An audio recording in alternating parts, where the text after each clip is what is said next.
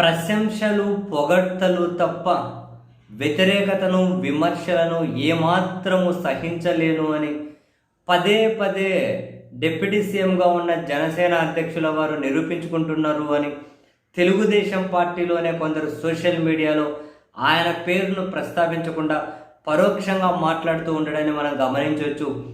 ఎప్పుడైతే బోండా ఉమా గారు, TDP MLA గారు అసెంబ్లీలో కాలుష్య నియంత్రణ బోర్డు ఏదైతే ఉందో, పొల్యూషన్ కంట్రోల్ బోర్డు, ఆ చైర్మన్ ఏమైనా కంప్లైంట్స్ చేసినా కూడా వినడం లేదు, మంత్రి అందుబాటులో ఉండడం లేదు అంటున్నారు. ఆయన దృష్టి పెట్టాలి అని ఒక సమస్య సభ దృష్టికి తెచ్చి ఆయన దృష్టికి తీసుకెళ్తే దాన్ని జీర్ణించుకోలేక ఇట్లాంటి నేను 50-100 చెబుతాను, ఇట్లాంటి నేను 50-100 చెబుతాను, ఏంటి అందుబాటులో అనకపోవడం ఏంటి, అది ఇది అని చెప్పి ఆయన సీరియస్ అయ్యారు. ఇంకా ఆయన అయిన తర్వాత వాళ్ళ పార్టీ నాయకులు, కార్యకర్తలు సోషల్ మీడియాలో ఏ స్థాయిలో పెట్టరేగిపోతారో అందరికీ తెలిసిండేది, ఏ స్థాయిలో పెట్టరేగిపోతారు అని. సో అదే జరిగింది ఒక పతాక స్థాయిలో.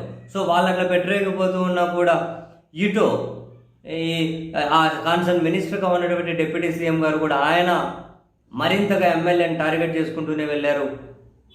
పొల్యూషన్ కంట్రోల్ బోర్డు దగ్గరకు వచ్చి ఏదైనా కనుక బ్లాక్మెయిల్ చేయాలనుకున్న విషయంలో జాగ్రత్తగా ఉండండి, నాకు కొన్ని నివేదికలు ఇవ్వండి అని చెప్పి వరుసగా సమీక్షలు, సమావేశాలు అని చెప్పి ఆయన కొన్ని ఆదేశాలు అని చెప్పి ఇచ్చుకుంటూ వెళ్ళారు. అండ్ ఇప్పటికీ కూడా జనసేన సోషల్ మీడియా వాళ్ళు, నాయకులు బోండా ఉమా గారిని తీవ్రంగా దూషించుకుంటూ ఆయనకి ఏవో లింకులు పెడుతూ ఉన్నారు, వ్యక్తిగతంగా ఇంకేవో మాట్లాడుతూ ఉన్నారు, చాలా దారుణంగా.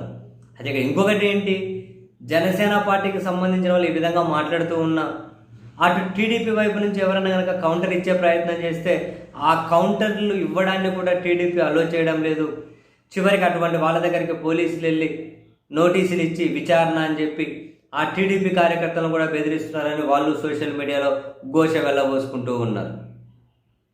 అంటే ఇప్పుడు బోండా ఉమా గారిని ఇంకా నెక్స్ట్ టార్గెట్, ఇంకా అక్కడ నుంచి వెనక్కి వచ్చేది ఉన్నది. ఇంకా బోండా ఉమా గారు ఇప్పుడు ఏ విధంగా పొగడాలి, ఆయన్ను ఏ విధంగా పొగడ్తలతో ముంచెత్తాలి, ఇప్పుడు వీళ్ళు నన్ను టార్గెట్ చేయకుండా ఉండాలంటే ఏం చేయాలని ఎదురుదాడి చేయలేరు. ఎదురుదాడి చేయడానికి వాళ్ళ పార్టీ అంగీకరించదు నాకు తెలిసి. సోషల్ మీడియాలో ఎవరన్నా టీడీపీ తరఫున ట్వీట్లు పెడుతూ ఉంటేనే డిలీట్ చేస్తూ ఉన్నారు. వీళ్ళు మాత్రం ఆయన టార్గెట్ చేయడం అయితే ఆపరు, ఏదో సమయం వచ్చిన ప్రతిసారి. ఇప్పుడు బోండా ఉమా గారు ముందున్న మార్గం ఏంటి, ఇంకా ఎట్లా పొగడాలి, ఎట్లా ప్రశంసలు కురిపించాలి, దాని మీద ఎవరైనా సినిమా రైటర్ల దగ్గర కొన్ని రాయిపించుకోండి మీరు. ఎందుకంటే సినిమా వాళ్ళకి సినిమా భాషలోనే అయితే బాగా పొగడ్తలు రిసీవ్ అవుతాయి. బోండా ఉమా గారు ద బెస్ట్ సొల్యూషన్ అండి. ఏమైనా ఒక సమస్య ప్రస్తావించుకుంటూ పోతే కేర్ కూడా చేయకుండా పైగా తననే టార్గెట్గా చేసుకుంటూ. సో మధ్య మార్గం మంచిగా ఎవరైనా సినిమా స్క్రిప్ట్ రైటర్ దగ్గర ఎలా పొగడాలి, ఏ విధంగా పొగడాలి, వీలైతే బండ్ల గణేష్ గారిని అడగండి, ఆయనకైతే ఇంకా బాగా తెలుసు ఎట్లా పొగడాలో. ఆయన పొగుడుతూ ఉంటే కొందరు బాగా నవ్వుతూ ఉంటారు కదా. సో ఆయన దగ్గర నువ్వు 4 మాటలు రాయించుకొని అన్నీ ఒకేసారి పొగడకుండా వారానికో 10 రోజులకో 15 రోజులకో సమయం సందర్భం ఉన్నా మీరే క్రియేట్ చేసుకొని మరీ పొగుడుతూ వెళ్ళండి. అప్పుడైనా మిమ్మల్ని టార్గెట్ చేయడం ఏమైనా తగ్గిస్తారేమో చూడండి. ఒక అసెంబ్లీలో ఒక సమస్య ప్రస్తావించినందుకు ఇంతగానో టార్గెట్ చేసి కంటిన్యూ చేయాలా?